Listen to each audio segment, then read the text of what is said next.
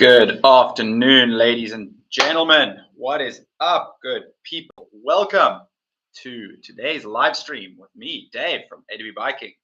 Although you already knew that. What is up, guys? I see we already have some peeps in the chat. America bringing the energy. What is up, my friend? All right. Even got the piano. Love the orchestra. Damn. How are you guys today? Happy Sunday. Thank you for coming to join me. I hope you guys can all hear me. Pop it in the chat there if you can't hear me. Otherwise, I'm just look like I'm mouthing away for nothing here. But anyway, great to have all you guys here. Thank you very much. Appreciate y'all hopping on here. And yeah, all my fellas, piano and drums, anyone here? Animation Life, we are here. And America has been here. That man is already dominating the chat. It's 2:30 p.m. Jeez, we are on the clock here, my friend. Keeping me humble. I love it. Greg MTB, what is up, my bro? Great to have you back. That is a good supporter right there. I appreciate you, my bro. And Cam, oh yes, Greg, what's up as well, Cam? Glad to have you guys on here as well. Thanks for hopping on, everyone, today. So hopefully have a few more peeps jump on here as well, which will be pretty rad, and see what we can discuss. Discuss all things bikes, banter, you know, the usual nonsense.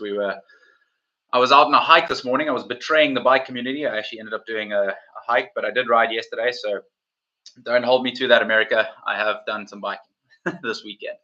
Anyway, we ended up hiking around, just change of scenery. So used the old Shoelace Express to get around this morning, and then ended up like hiking for I think like 6-7 hours. So I'm pretty toast. I've been smashing out the coffee this afternoon, keeping face, and now I've got you guys to keep me going, keep me energized. So anyway, much love.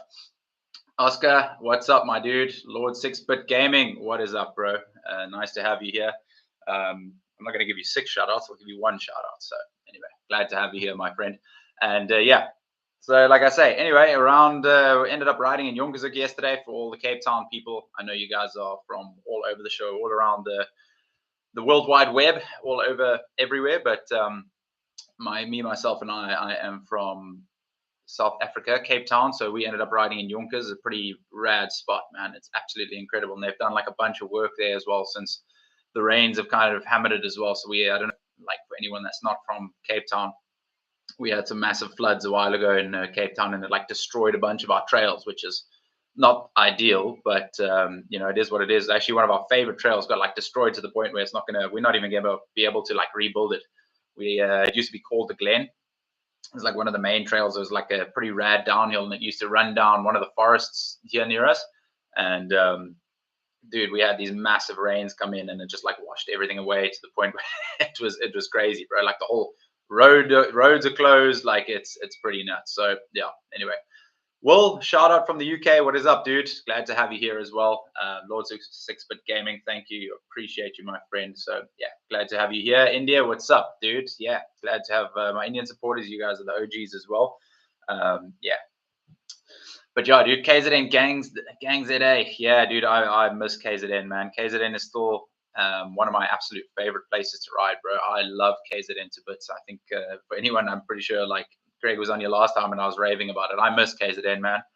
I was actually discussing with my friend the other day. There's like completely different styles of riding between Cape Town and KZN as well. Like KZN is a lot more like dirt, where Cape Town is a lot more like sandpaper, gritty stuff. Like so like KZN is a lot smoother, jumps, like I don't know, but the trails also flow a lot smoother, which I really enjoy as well. So makes a big difference. Yeah, I love the ride out there. So I'm don't tell all my Cape Town fans and stuff, but I'm also KZN is where my heart lies, bro. So yeah, anyway. But yeah, man, glad to have you guys all here. Like I say, so there's been a few things happening in the A to B world. We've had a really rad uptick in subscriber count lately, which has been epic. So shout out to you guys. You guys make this possible. I was hoping to do a 40K, 50K, and 60K stream, but now we're condensing them into one. And yeah, so like I said, I really enjoy doing these live streams as well. It's a whole like other ball game. And for anybody that's new here, please drop in the chat where you guys are from. I'd love to know where everyone's listening from. If you guys have got any questions, I'd love to hop onto them as well. So pop them in the chat.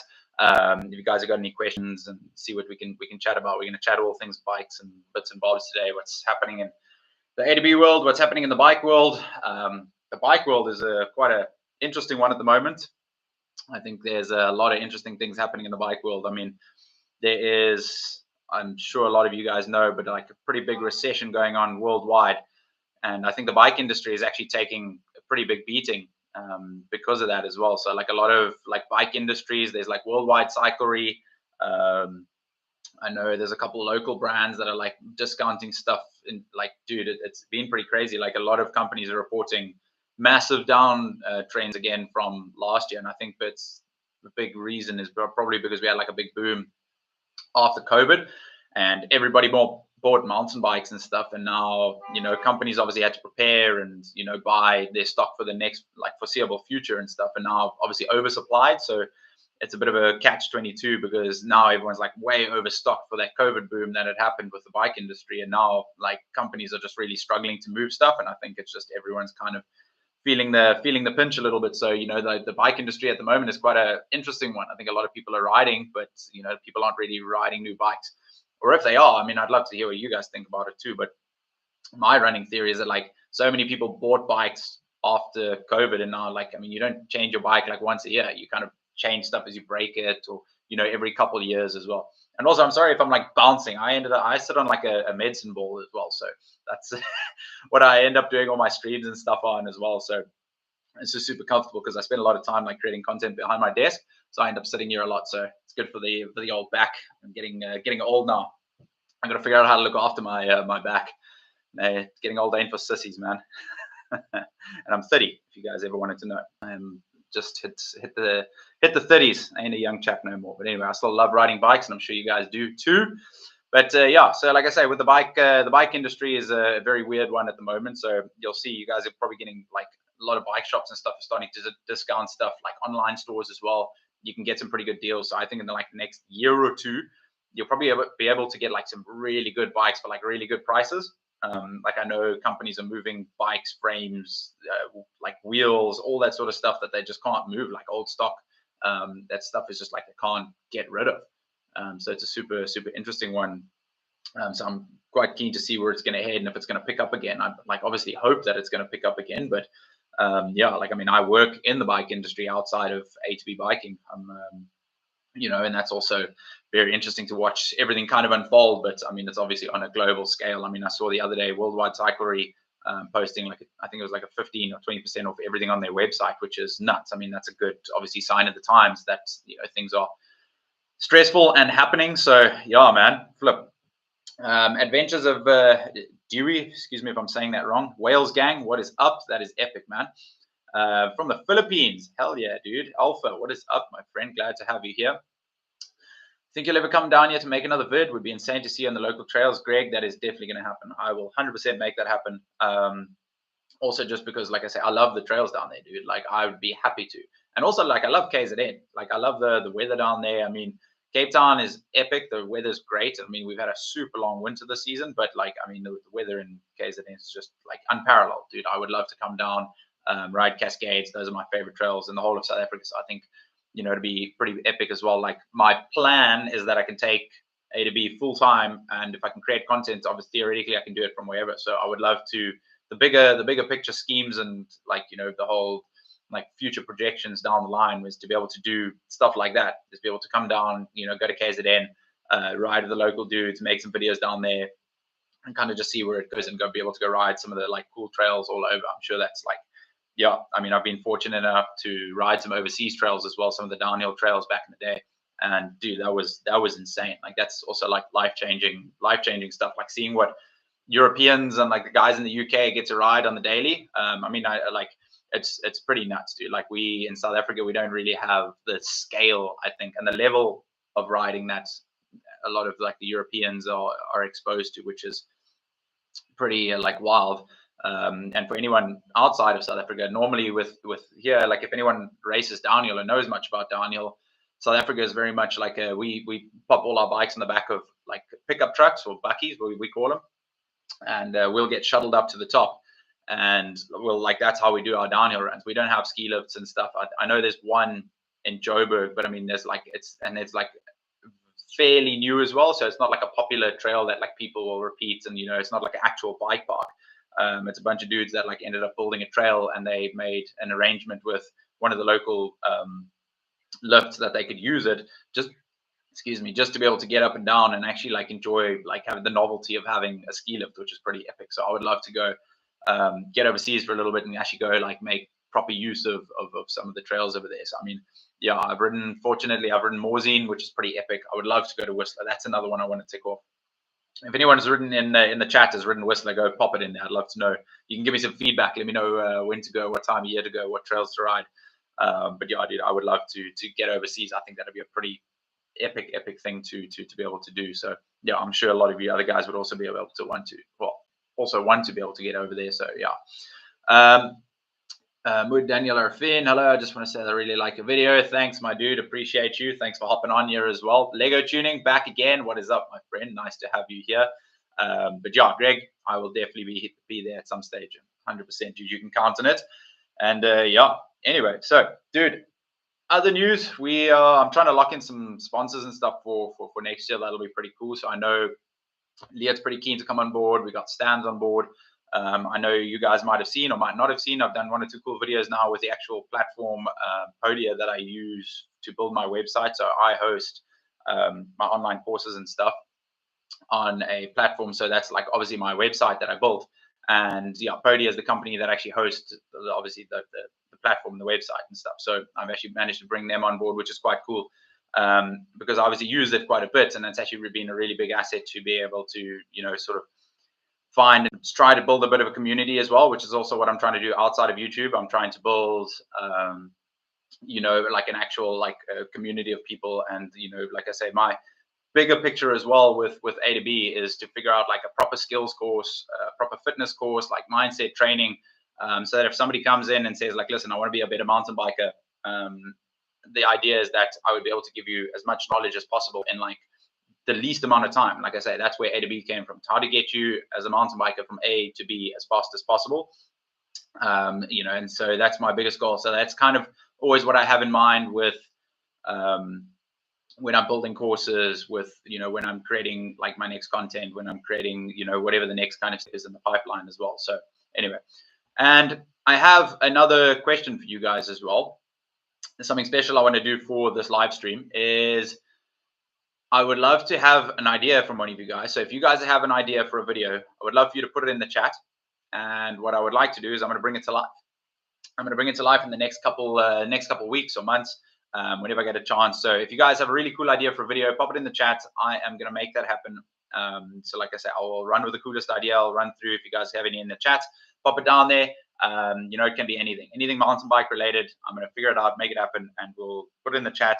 And what I'll do is I'll link to this video back in it at some stage, and you will get the credits. I will make sure that you are known of where the idea came from as well. So, and then we'll run with a little bit and see what we can come up with. So I think that's also one thing now, like kind of working with brands, is being able to see, being able to try either incorporate their brand or, so like the creative side of things as well. So like to be able to create a video off like one idea that somebody has, because obviously sometimes people have amazing ideas, and it's really cool to run with them as well and just kind of see what the outcome is as well. So that's always pretty cool. So super keen for that. So if you guys have an idea, pop it in the chat. I can see what I can make happen. We'll do it in the next couple of weeks. All right, Alpha, can I ask you what is better with full suspension, mountain bike for downhill or hardtail for downhill? So that is a very good question. I think it depends, dude. Like obviously, like full suspension is always going to be more forgiving. It's always going to be, it's going to be able to take a little bit more of a beating on the downhills. So it depends on what type of downhills you're riding. Obviously, if you're riding a downhill track, I would definitely not recommend riding a hardtail. But if you're riding a downhill that's maybe not the most like gnarly or technical, then a hardtail will probably be able to like do all right. So I've got a bunch of mates that end up, they ride like 2 or 3 times a week, and these dudes are on hardtails all the time. And the guys are like die hard like on their hardtails, and these dudes like shred, bro. These dudes like, they are so fast, it's insane. So I've seen both sides. Like I've seen dudes smash the downhills on hardtails, and I've seen dudes smash the downhills on full suspension bikes as well. So I'm obviously a fan of a full suspension bike. I think if you're looking for comfortability, confidence, like I don't think you're going to go wrong with a full suspension. But I don't think that like one is going to make you're not going to go from a hardtail to a full suspension and be like 3 times faster, right? You're going to go from potentially a hardtail to a full suspension and be like 5% faster. You might get more comfortable and pick it up, but I don't think the difference would be that massive, like straight off the bat. So it takes a little bit of getting used to a bike, and if you get really used to the bike, I mean, there's a lot more that goes into it. I just think that the confidence and stuff that comes with having a full suspension bike on a downhill is definitely where it's at. And I mean, that's the reason why downhill is full suspension bikes, enduro is full suspension bikes. Anytime people are racing gravity racing, it is generally on a full suspension, so it's more comfortable. However, like I say, it's still a lot to do with the rider. Like if you put a capable rider on a hardtail, or if you put a capable rider on a full suspension, it's like, same.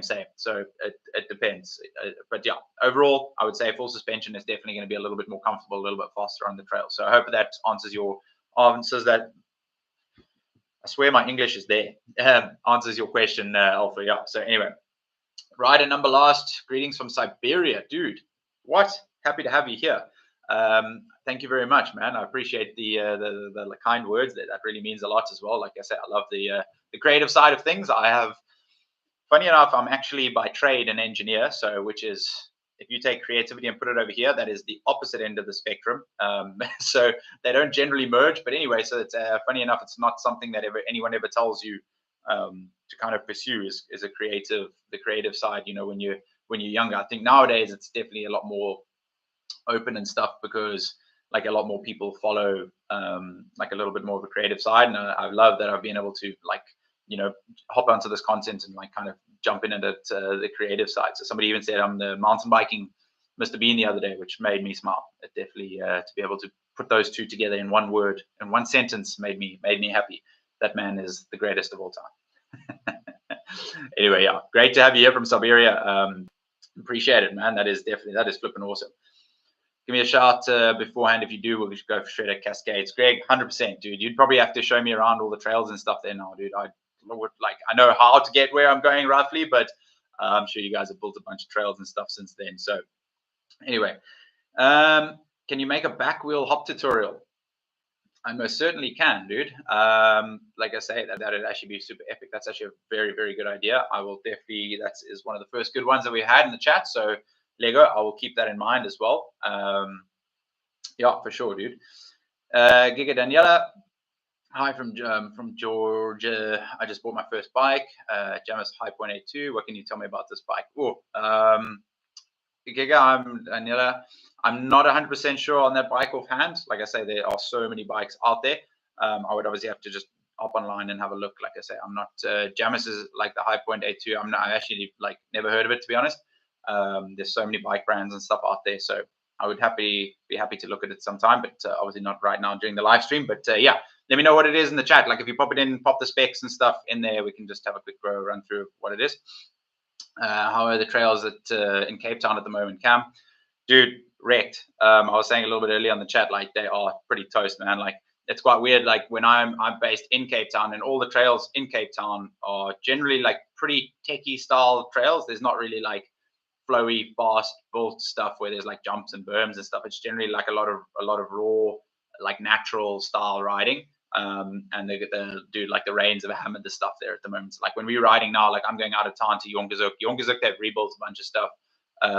Hoogkraal is another one as well. It's super, super cool.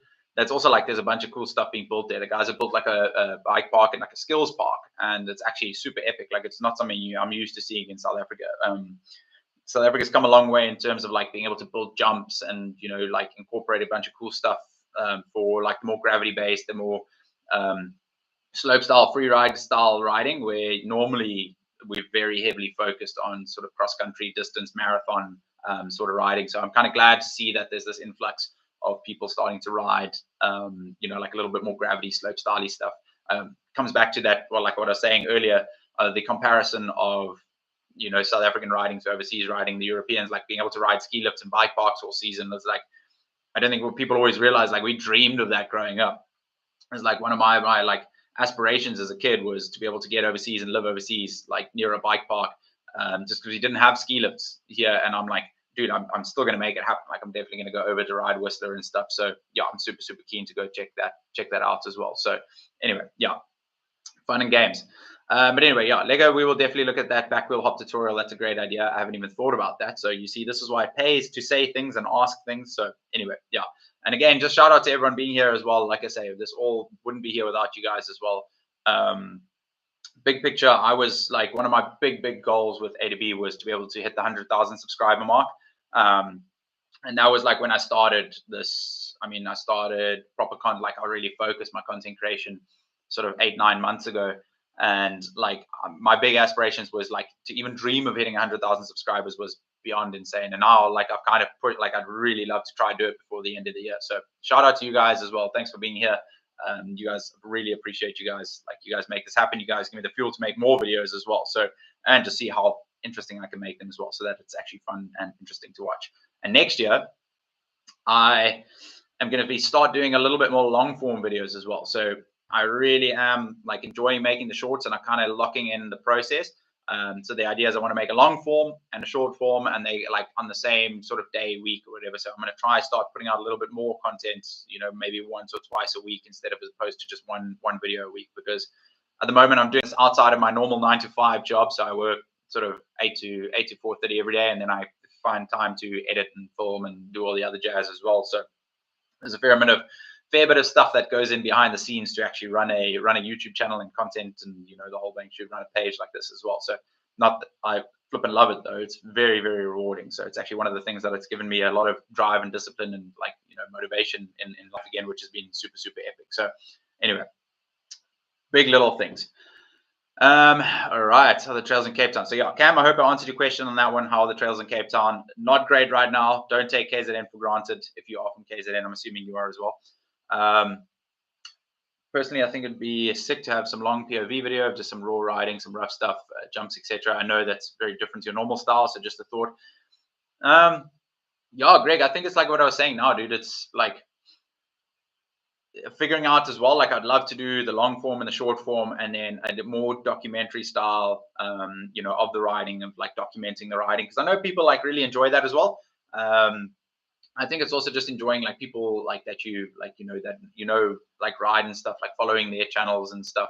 Like being able to figure out, like I've always thought about doing the long POV style stuff, but it's also how do you make it different? How do you make it unique? Because I think there's so many channels doing that already, you know, so it's quite a hard like niche to tap into. So the one thing with you know, with my channel as well is like I've tried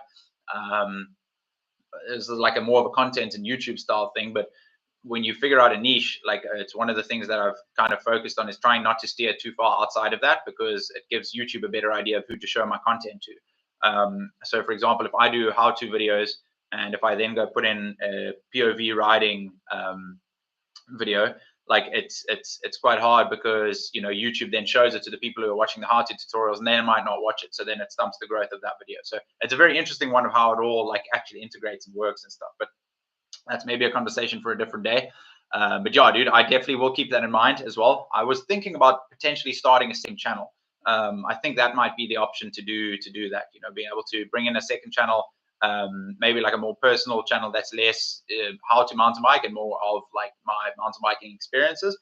So that might be something that I'll look at down the line. Otherwise, I'll see. I'll maybe find like a better way to integrate the longer POV videos. So, but like I say, next year is definitely going to be more focused on long form videos as well, just because I really enjoy making the long form stuff. Like the shorts are super cool, but like I'm trying to tap into a little bit of like a long and a short at the same time, so they can kind of link up together, which will also be pretty cool. So anyway, America, what is up? Hey, what's good, A to B?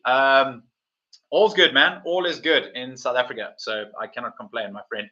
I love the energy at the beginning of the chat. So you were in here before I was even on here, keeping me humble, keeping me on time. Appreciate that, America.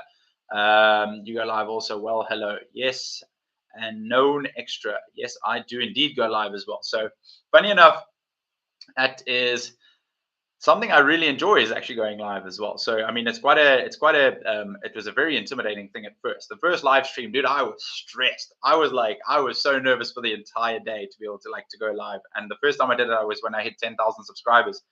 And I think one of my big motivations, I mean, there's no real like need for example, for a creator to go live, right? I mean, there's like I obviously make content and like people watch the content, but like I actually really enjoy engaging with people. Like I try to respond to everyone's comments. I try like engage with people, figure out what people want, like what do they want to see, what do they want to hear, like actually building a bit of a connection with people, which for me is kind of what this is more like about as well. So like more than just putting content out and never really engaging and trying to like, you know, chat and communicate with people. So I really love the live as well. So funny enough, I also draw a lot of inspiration from a buddy of mine, the Colorado kid, Joe.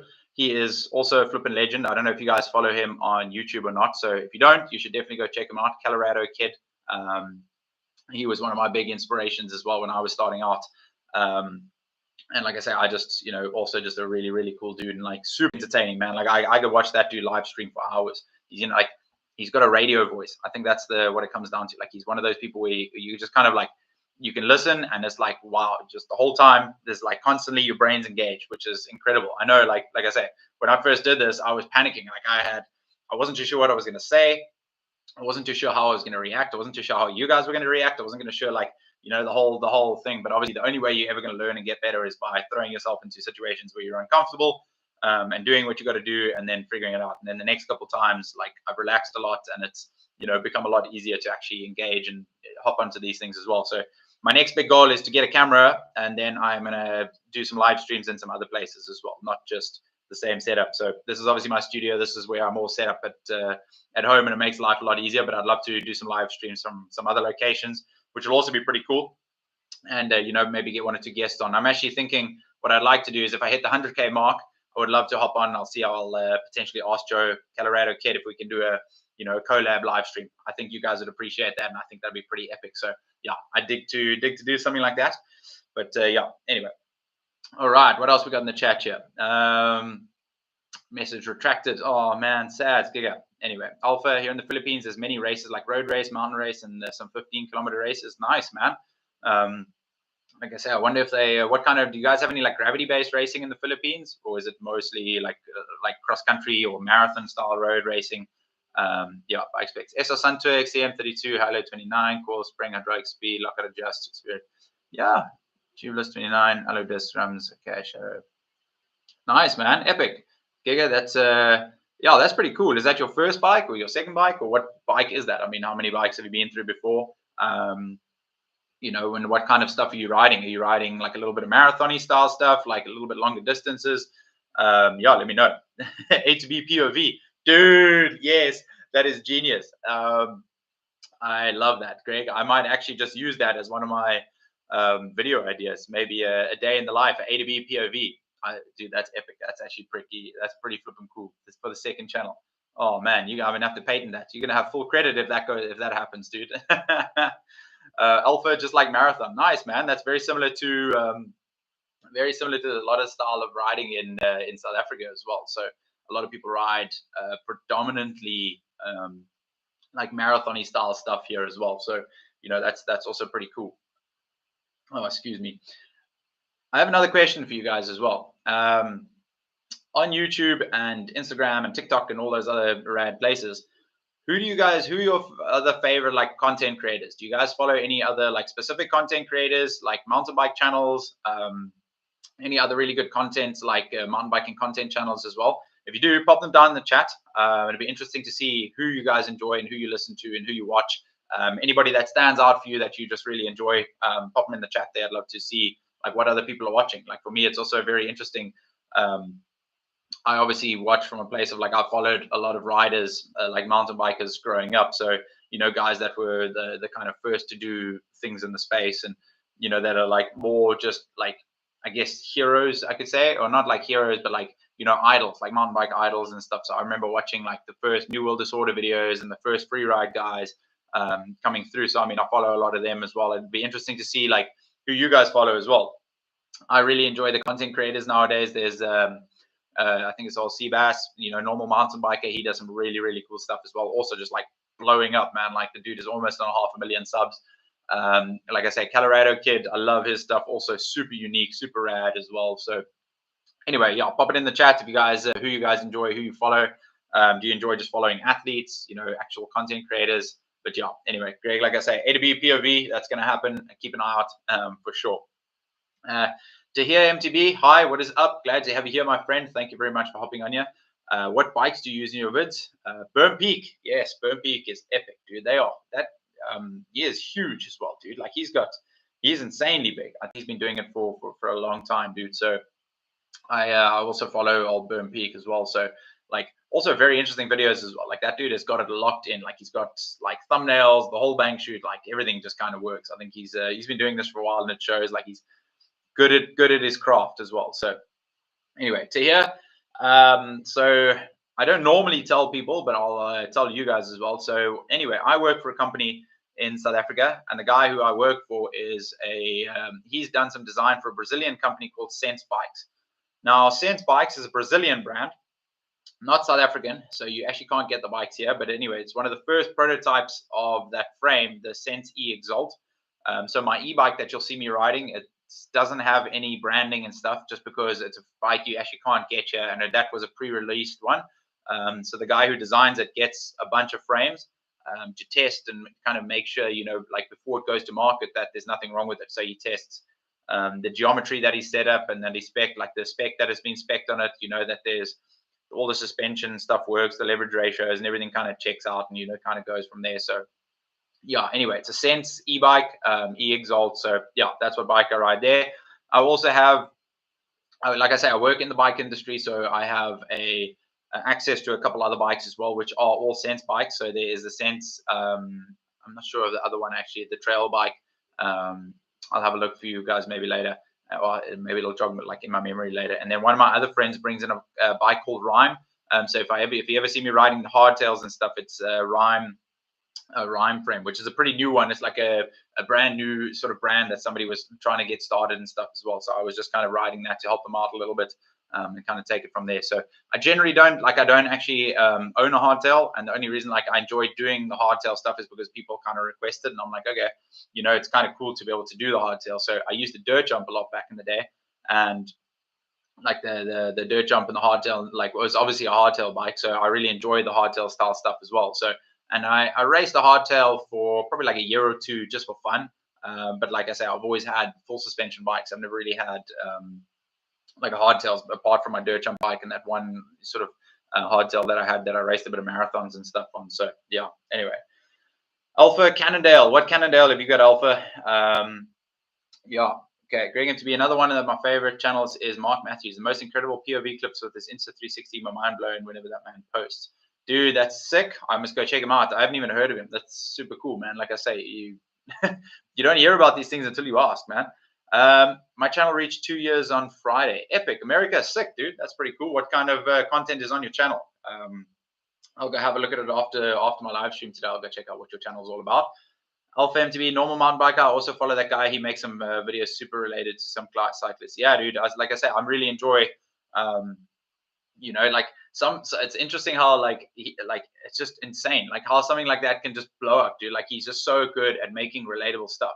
And for me also, like I try as well, like obviously I think it helps to have been riding for so long because you can make stuff that's relatable. So I think it's like if you've been through the struggle, if you know what's relatable, like out on the trails, like I know, excuse me, like stuff that happens on the trails, like trail etiquette, all of that sort of stuff as well. That plays a big role in like in mountain biking and all the relatability. And it's like you realize like how many people there are actually watching mountain biking and doing mountain biking and stuff when you see like the size of these channels. I mean, even Burn Peak and Normal Mountain Biker, for example. I mean, there's some incredible amounts of subscribers and stuff there. So yeah, GMBN is another big one. I mean, they've also just been doing stuff for ages. They were like big in the first like sort of skills and how to mountain bike space as well. That was they kind of think led the trends on that from back in the day, and those are dudes are just like absolutely shredding from the beginning as well. So yeah, yeah. To hear him to be, you're so lucky to get exclusive bikes here in South Africa. Yeah, dude. Like I say, I am very fortunate. I do not take it for granted at all. But like I say, I do work with the people, like the guys there as well. So that's also pretty cool. It's nice, like to kind of have that opportunity as well. It does like mean a lot to me that I get to ride that as, like and also just being able to ride like e-bikes. I mean, I know it's quite a controversial thing, and I'd love to know your guys' thoughts on it as well. But I really enjoy the e-bike riding, and there's for a few reasons. Like I say, I don't race anymore. I used to race, and I raced for many years. I raced downhill mountain bikes, so I enjoy the weight of the bike. Firstly, second, I don't get to ride as much as I'd like to because, like I say, old age. Life happens very fast, and you kind of, you end up working and you do training and this and that. And obviously, this keeps me quite busy. So, I'll ride like 3, 4 times a week, which now saying it out loud is actually quite a lot. So, I am quite lucky to do that. But anyway, like I say, I get to do more on my e bike as well, which I actually really enjoy. And then I get to do the fun stuff. Like, I enjoy being able to get to the gnarly stuff faster or get to the jumps faster. Whatever the option, like I say, the e bike allows me to do that, which is also pretty cool. So, like I say, I do enjoy that for that reason as well. So yeah, anyway. And like I say, with the other bikes as well, I've ridden a little bit of everything. I've ridden cross country, enduro, a little bit of road riding just for training. I've done 1 or 2 road races. I don't know if you guys have ever road raced before, but it's quite intense. Like sitting in a bunch, it's quite like a thrill. Like I know, like a lot of time, like I'll still like make fun of roadies now and again on my channel, but like I think it's still quite a thrill. Like obviously, if you do it like just these long rides and stuff can be quite boring. But if you actually racing road bike, it's quite a thrill, dude. Like sitting in the pack with like alongside people. But anyway, like I said, still wasn't my cup of tea.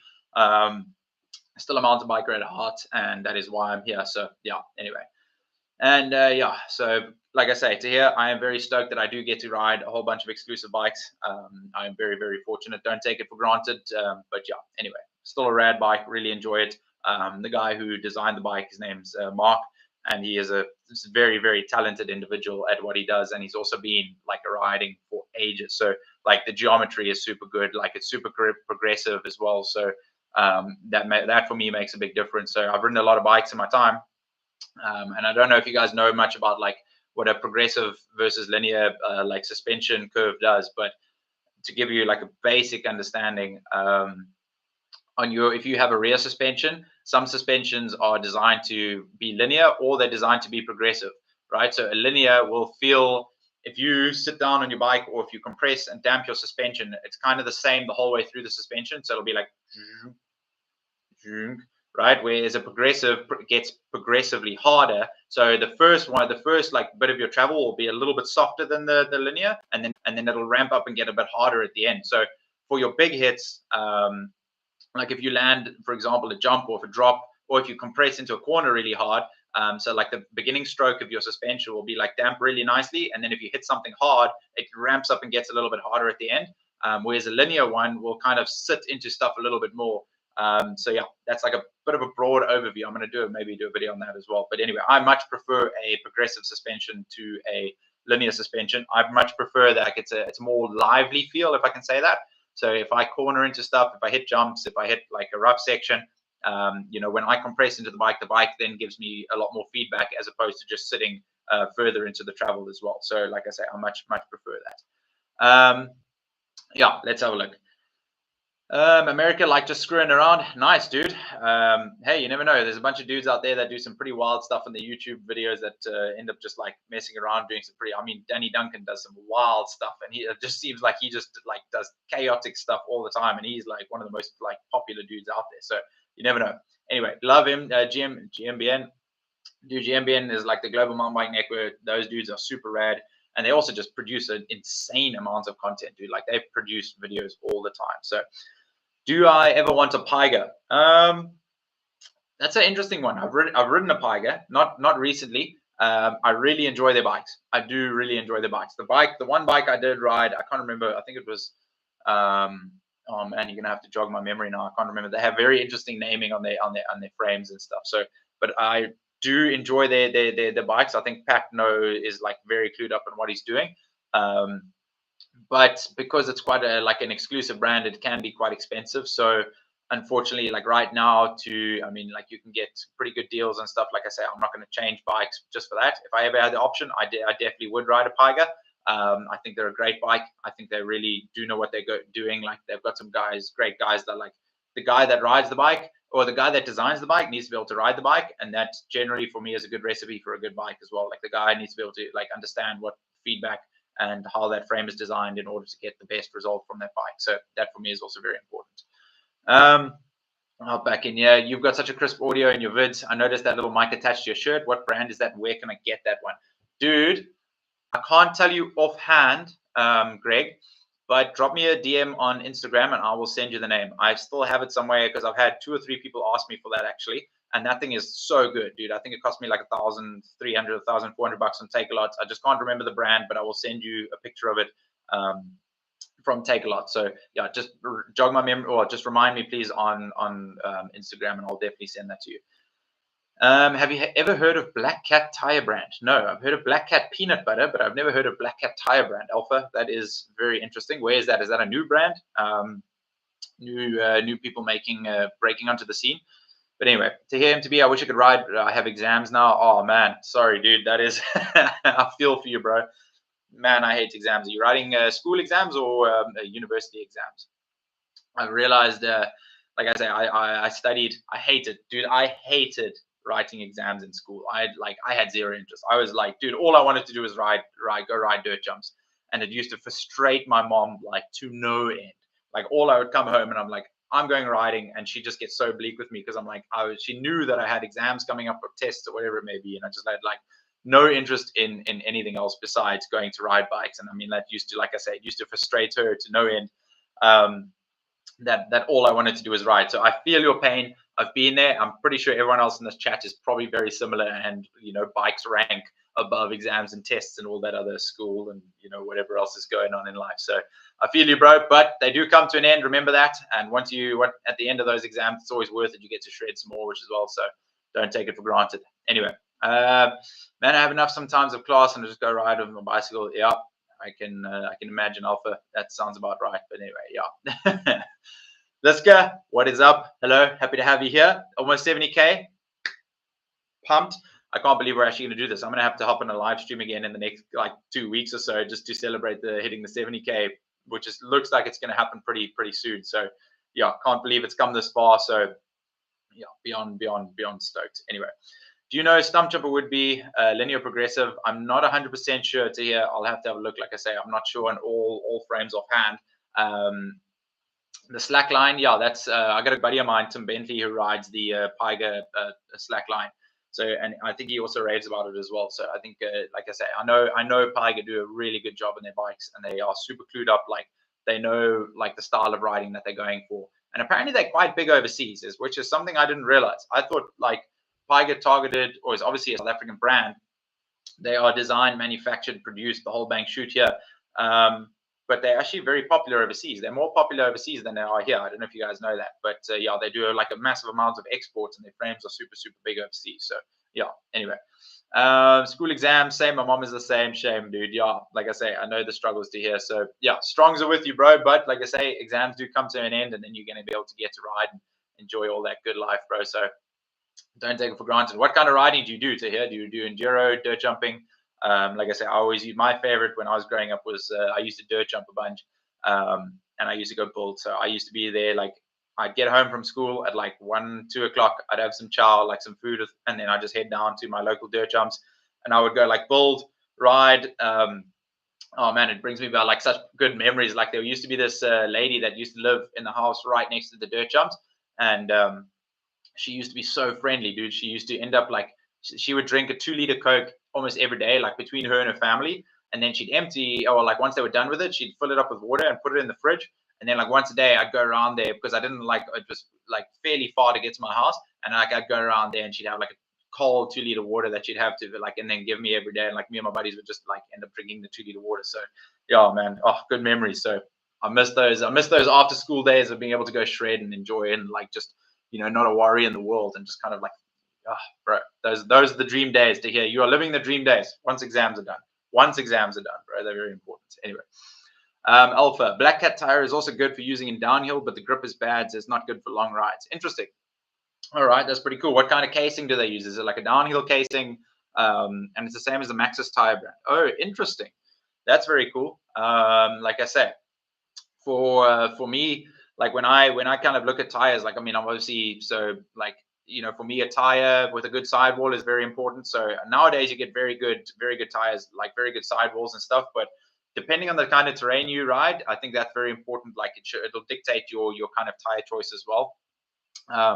Obviously, a nice aggressive tire for, you know, if you're riding an aggressive trail. But for me, a sidewall cut will ruin your entire day. So like if you end up cutting the sidewall in a tire, you know, so I used to ride when I was in KZN. I worked at a bike shop, Greg Menor Cycles actually, which was Greg's shop where he comes from in KZN, and they used to bring in Specialized.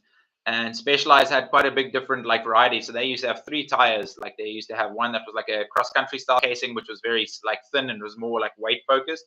An intermediate one, and then like a almost similar to like a double down casing, but they like their version of it, like a downhill casing basically, which was the thickest like casing you could get. And like I rode the intermediate one for a while, and I just kept ripping it, dude. And eventually I moved over and I rode like the thicker sidewall. And for me, like now I like it's one of those things, like I don't worry about the weight of a tire. I'm a lot more interested in the actual sidewall. I'd much rather have a stronger sidewall on my tire, so that if I'm out riding in the middle of nowhere, or like, you know, an hour away from home, I don't want to run the risk of cutting a sidewall, and which is like actually very common. You know, like if you get a plug, or if you hit like a stone or a hole or whatever, the chance of you like getting like something out or just being able to plug a hole is pretty high in like the front side of the tire, or like the main like part that engages with the ground. But like a sidewall is a lot harder to fix. So yeah, anyway, and most of the time like people won't always have spares for that. So for me, anyway, I'll much rather prefer a tire that's got a better sidewall casing as well. So yeah. All right. What else we got in the chat here? So yeah. Anyway, Alpha, that's pretty cool. Like I say, I've never heard of Black Cat Tire. I'll definitely be keeping an eye out for them. Whereabouts have you bought yours? That'd be interesting. You get them from a bike shop or online, or yeah. Anyway, America, also congrats on the 66K subs. Thanks, dude. Appreciate it. There has been a good bit of movement, which is super cool. So I'm just beyond stoked that like I said, we've gotten this far. So big goals starting to be checked off, which is like, dude, honestly, when I started this channel, I had like a few subscribers, and when I hit like 700 subscribers, I remember being beyond stoked, and I was like, oh, dude, I was so pumped that I was like, there was like already like 700 people wanted to watch my content. I was like mind blown. So to be able to like come this far already is just like super cool, super fulfilling. So I'm super stoked to have everyone here. So yeah. Greg, please let me know what editing app software you use for your vids. I assume you edit on a computer. I've been trying to learn how to edit on DaVinci Resolve. All right, so this is a pretty interesting one. I use Premiere Pro. So the company I work for, so Premiere Pro is a Adobe software. The company I work for, we use the Adobe suite. So we use like Adobe Photoshop, Illustrator, Premiere now and again as well. So, and then I use it after hours and just for editing my videos and stuff like that. So I use Premiere, obviously. So there's a bunch of different ones. I know DaVinci Resolve, I think, is free, which is pretty cool. So like I say, to be honest, like there's a lot of like, dude, it depends on what kind of content you're trying to make. If you're trying to make like longer form videos, it's like, you know, having decent software makes a big difference. If you're trying to like, it depends on what you're trying to edit as well. Because I edit like a bunch of videos and clips and stuff, like Premiere is pretty rad, because obviously you run that on the computer. You need to have a computer with specific specs and stuff that can run it. Otherwise it just lags and you want to tear your hair out. So you can see my receding hairline. That is a good indicator that I've already torn my hair out a few times with with that. So, but yeah, I use Premiere Pro, and then I use 1 or 2 other like platforms. One called Envato Elements. That is for music, for transitions, for like, you know, basically all the sort of After Effects and like stuff that you can add into your videos as well. So I know another free one that's pretty good is CapCut. A lot of people use that on their phone. CapCut is pretty good. They've got like a bunch of also like filters and that sort of jazz. So if you're looking for stuff that's free, DaVinci Resolve, CapCut is super good to edit your content on. But like for me, if I'm doing longer form editing, Premiere is probably one of the better ones. That's more like not in, I can't say industrial scale, but that's more like commercial scale. I think people do like commercial videos and stuff on Premiere. Obviously, you can't edit a commercial video on your phone, right? If you do, you've got mad patience and mad skills. So hats off if you do. Anyway, yeah. So like I say, Greg, I use Premiere. Unfortunately, Premiere is part of the Adobe suite. I think it costs like $20 or $24 a month or whatever. So it's not too expensive, but it depends. Like I say, if you're using it every day, like most days, like what I do, then obviously that's not so bad. But if you're using it to make like one video, you don't want to pay like to just edit one video kind of thing. So then the free ones kind of pay off as well. So, but yeah, that'd be cool to check some of your content as well, dude. Like I say, I really enjoy when other people are making content and stuff's coming out. So it's a super competitive field to be in nowadays, is like just producing any content, but obviously being able to make like your own content stuff that's really good is also pretty cool. So to here, let's see, did you want to do SA Champs Enduro 2023? I definitely did. But like I say, to be honest, dude, at the moment, my kind of backstory is like I've raced for 15 plus years. I started with downhill. I raced enduro. I did a bit of like cross country. I tried my hand at a little bit of everything. So now I ride for fun. That's why I say like you'll see me riding the e-bike, and I just really enjoy it. Like I don't ride competitively at the moment. Not saying that I won't in the future. I definitely will at some stage again. I really enjoy the racing side, and I think like now there's a competitive field coming through, which is kind of nice again. But I know the sacrifice that goes into racing. I know how hard it is. I know what it takes to get to races. I know what it takes. You know, it is a very time-consuming thing. Where at the moment I've just got a couple other focuses in my life, and this being one of the big ones is ATB. I'm really enjoying it, and this takes up, you know, like I do a fair amount of work on this. This is for me at the moment like what racing was back then. This ATB is my like time consuming like baby at the moment. So, and like not in a bad way at all. It's just like I really love it. It's just obviously I prioritize that above racing and stuff. And also, like I say, if I race for fun, but I also don't like racing for fun because I have got like a competitive side. So I like to do things properly. So if I want to do it, I'm going to train as well. I'm going to train like, you know, like I don't want to go there and get beaten because I'm not fit or not strong enough, or, you know, not prepared kind of thing. So I'd much rather like, you know, maybe in the next couple of years, like if I can take this full time, it'll free up a bit of time to be able to train and kind of do that. Because at the moment, like I say, I work a 9 to 5, and then I do this outside of those hours. So when I get to ride during the week, I'm pretty stoked that I just be able like that I'm able to get out kind of thing. So which is pretty cool. So yeah. Anyway, all right, let's hop back in here. We got some more comments going here. DH and downhill a little bit of the trails. Those sound like the dream days. I did it. The climb sucked. Yeah, dude, I can imagine. America, I'm very jealous. I'm still stuck with 114 subscribers. Dude, don't be deterred. Like I say, consistency is everything. If any of you guys are like posting, I don't know if you guys are posting on YouTube or Instagram and stuff, but one of my biggest tips that I could like, if you want, one of my like things that I do religiously is consistency. So I make sure that I post one video at the same time once a week, and YouTube as like, the platform really enjoys that because it knows that I'm engaging with people on the same day, and it seems to work. It really likes, the algorithm really likes that I post consistently. So for me, you know, like they've even had people come from YouTube itself and say, like, if you have 10 videos, it would be better to space those 10 videos out over 10 weeks as opposed to spacing them in, like, putting 10 videos in 1 week. You'll get better traction over 10 weeks. So use that. That's not necessarily for every platform. Instagram is very different. TikTok is very different. Facebook is very different. But YouTube, that works one of the best ones. So you'll see all your like favorite creators, the guys that are like really big in the space, like Burn Peak, GMBN, they are posting consistently because that gives your audience the ability to know that when and like you'll be posting and stuff as well. And then your content ends up getting shown a lot more. So it's one of like that's one of the most important things I've found so far in my kind of content and YouTube journey. So yeah, America, that is, like I said, if I can give you any advice, that is one of them. But don't be deterred as well. Consistency is another big one. Like I say, it can start there, dude. It might, like I say, I mean, it's when I started posting on YouTube originally, I think it was 2020 or 2021. So I mean, it's been a long time, and I mean, it took me 2 years to get 700 subscribers, and then this year, like I took it a lot more serious, and I posted consistently. And my current plan is to post like one short week for a year, and I started in March. So next year, March, what I'll do is then I'm going to change up my strategy a little bit. Like I said earlier in the stream, I'll be doing one long form and one short form, like either a long form every 2 weeks and a short form with that. So like I've got 2 videos coming out sort of alternating, but still like ideally one a week, but a long form and a short form, not just short form. So that's kind of the next step in the pipeline. So yeah, anyway, if you, like I say, I really love this stuff as well. If you, excuse me, if you want any other advice on sort of YouTube and that sort of thing, I'm happy to tell you what I've learned. But I could also go on that for days. Like I say, I could get very, excuse me, very stuck into that as well. So yeah. All right, Alpha. I remember like last July, I got into a crash in the road and almost died because of the coming tricycle. And luckily, the speed of the tricycle was slow enough, and the driver braked fast. Damn, dude, that's pretty hectic. I'm glad you're okay, man. Like I say, I know how fast things can go wrong on bikes, and especially road bikes. Like I say, I like road biking. I like road biking. I'm not a big fan of how dangerous it can be.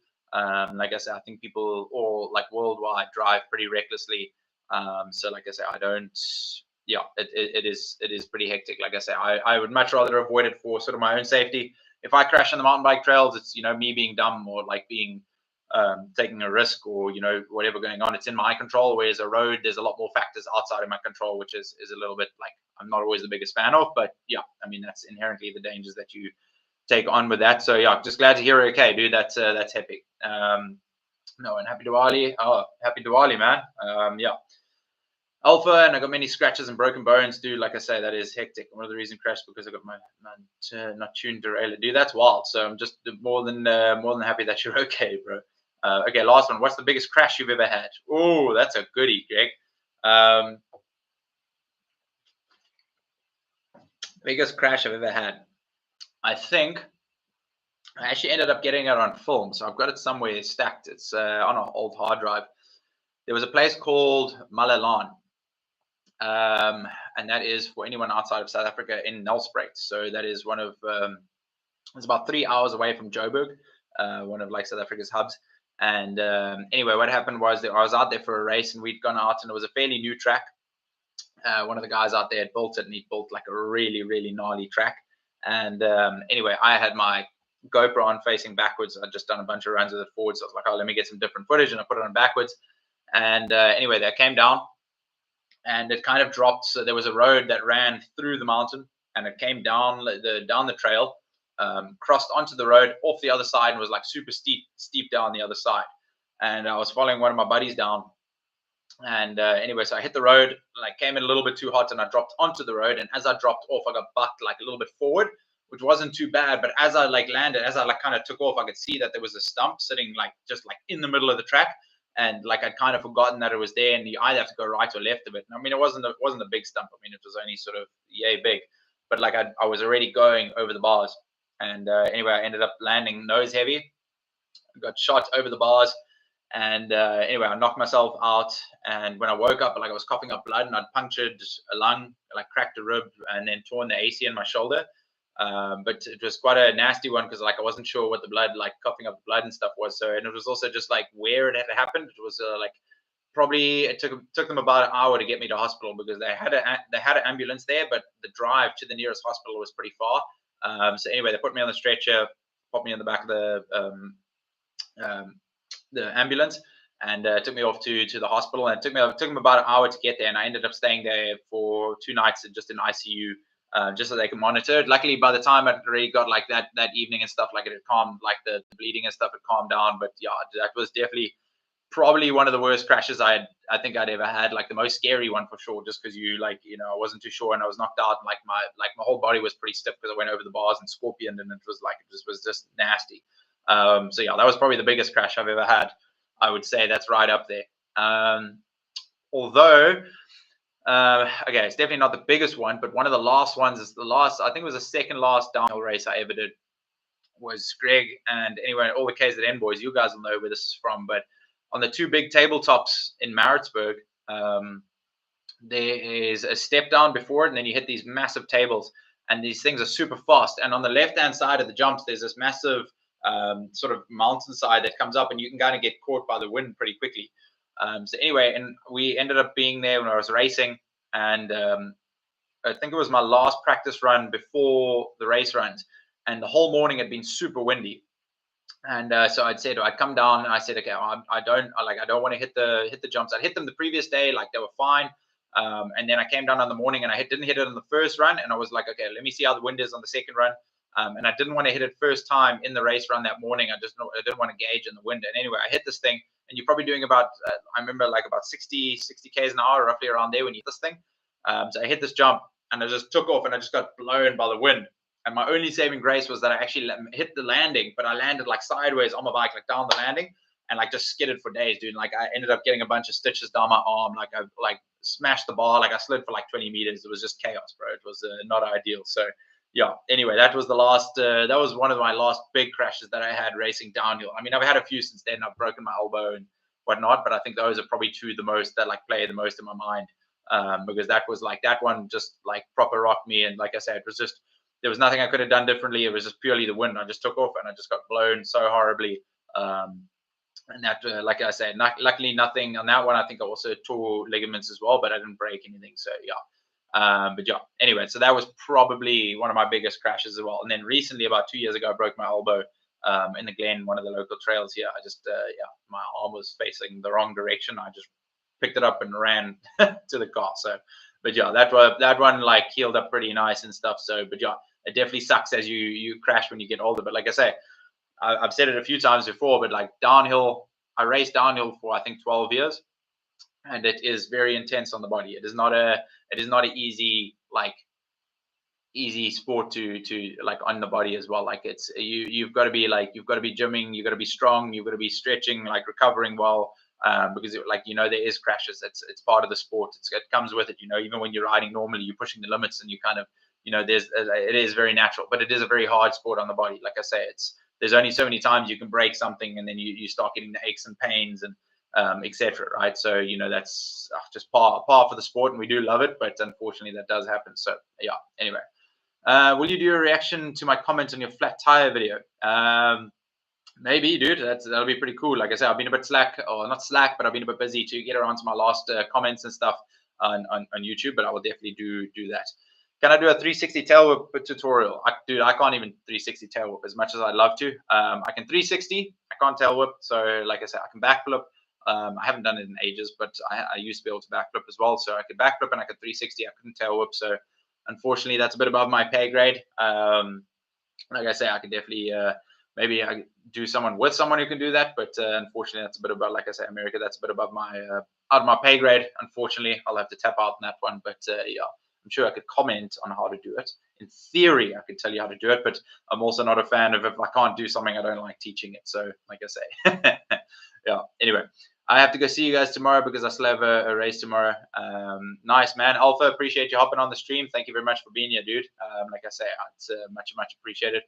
I've seen so many people crash on the tables. Yeah, dude, to hear, bro, it's like I saw like a couple of my good buddies from back in the day wreck themselves and those things. And like dudes also like that was like they were like last crashes, dude. They weren't like dudes like they stopped racing after that as well. Like there wasn't any like those were the last crashes that dudes have, and then they're like it shakes their confidence so badly that you don't want to do it. Like I say, it's when you start having like family and kids and responsibilities, it's you can't be smashing stuff like that all the time as well. Like, there's only so many times you can do it. There's a few times where I got up from some like gnarly crashes, and you come back and you do it, and you come back from another crash, and you come back from another crash, and you come back from another crash.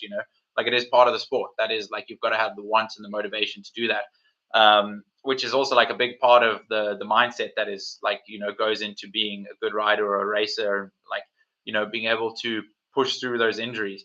And it's a very interesting thing for me, is because it's a good tell or a tell of how dedicated someone is to their sport, is how they recover from an injury. Because like that's where discipline comes in, that's where motivation comes in, that's where you'll find where your limits are, is like how quick you'll push to recover and get back on the bike. Like people break bones and limbs and ligaments and all that sort of jazz. It's like how quick you come back is very much determined by you. I mean, some people will sit and they'll almost overnurse their body for a year, whereas like your body would have healed like 9 months ago. It takes 3 months to heal broken bones and ligaments and stuff. For example, not saying that's like always the case, but it's just a good sign of how like someone can come back from stuff like that. So yeah. Anyway, video idea: make a video on how to do a tutorial and end up rickrolling them. That's a pretty good one. I like that. I might just roll with that as well. So yeah, for sure, dude. That might that sounds like a goodie as well. Damn, we've already clocked in for an hour today. Rolling in the numbers today. Anyway, other news. Like I said, we have Leah coming on board for next year. They ended up hooking up me up. I was trying to see if I can do a giveaway on these, but I haven't got the go ahead. So I might do a set of these on my Instagram pretty soon. These are the new velocity flows. So Lead has launched their 2024 range, and they actually have like a breathability thing underneath the lens here. So like if you put the goggle on over here, they're like mountain biking specific. Like there's actually holes there, so they all like goggles and stuff don't steam up. So that's pretty cool. I got to test them out last weekend, which is pretty cool, like as well. So I also ride with glasses sometimes because I'm blind. Well, not blind, but not great. So I'll ride with glasses sometimes. You don't always see that in my videos because I'm like I can ride fine without it. But if I do like longer rides or if it's in the evening, then I'll ride with glasses. But yeah, so that was. I ended up Lead hooked me up with a set of those, which is super nice because now I don't have to take my freaking goggles off if I ride without like with goggles as well. Because like I know the moto ones always have like the foam that comes down, and it's like mountain bikers a struggle getting like freaking steamed up and like all the time. So yeah, anyway, that's Lead's. Like I didn't even realize they were doing in those, but anyway, those have solved a bit of my problem. So yeah, anyway. What else we got in the chat here? So you should look at GMB and fails of the week. A crash, we filmed the tables that you crashed on a dude completely got bucked and went over the bars. Dude, I think I did see that actually. That like rings a bell to hear. I'm pretty sure I saw that crash, dude. I definitely remember seeing the tables and I like mentally noted. I was like, damn, that's pretty cool. But yeah, bro, those things are they just like they can give nightmares or they can like you can feel like an absolute legend for smashing those bad boys, dude. So yeah, like I said, those things are pretty sick. Like it's a pretty sick feeling hitting them, but you got to have some freaking knockers sitting underneath them because those things are big, dude. So you got to have some big balls to hit those bad boys. But anyway, the holy smoke, that's insane. Glad your handies now. I'm also much prefer chill riding for fun styling. I've got like some of those guys at races. I just ride for fun. Yeah, dude. Like I say, man, it's a very interesting thing. There's a lot of stuff that goes into racing, and like I say, mindset is a big one. Like I say, I'm a firm believer that there's good racers and there's good riders, and the difference between a good racer and a good rider, like a good racer is somebody who's disciplined outside of racing, who's somebody who can like kind of figure out how to ride at 90% like the most efficiently. Where sometimes like guys that are just good riders are the most talented, like really really talented people out there that just got exceptional skills on a bike, but they don't have the motivation to train. They don't have the motivation to recover from injury as quickly. Put all the other stuff that goes into becoming a good racer. And I think the guys that are really good, like the best people in the world, figure out how to combine all of that. They are like good, like a good racer has the discipline for nutrition, training, mindset, like focus, doing what needs to be done and everything like that, and not just relying on like pure ride time or just like skills and stuff to get them where they kind of need to be. So like I say, yeah, anyway, there's a lot of stuff that goes into that, man. But yeah, anyway, all right, guys, I think if you guys don't have any more questions, I think we're gonna hop off for today. Like I said, I appreciate you guys all jumping on here today. It always means a lot to me that you guys are hop on. Happy to celebrate. We'll definitely do another one pretty soon. So keep an eye on the channel. And I want to try, like I say, I want to do a giveaway of those goggles. Hopefully hook you guys up. That'll be pretty epic as well. So like I say, Leah's doing some pretty cool stuff. So yeah, anyway. Anyway, enjoy the rest of your Sunday. Hope you guys are getting out on the bike or did get out on the bike this weekend, get out on the bike this week. To hear, good luck with your exams, bro. Anybody else, also good luck with whatever else life is throwing at you. Don't forget to not take everything too seriously. And appreciate you all hopping on here. Peace and love. Much love. And we'll see you guys fairly soon. Peace.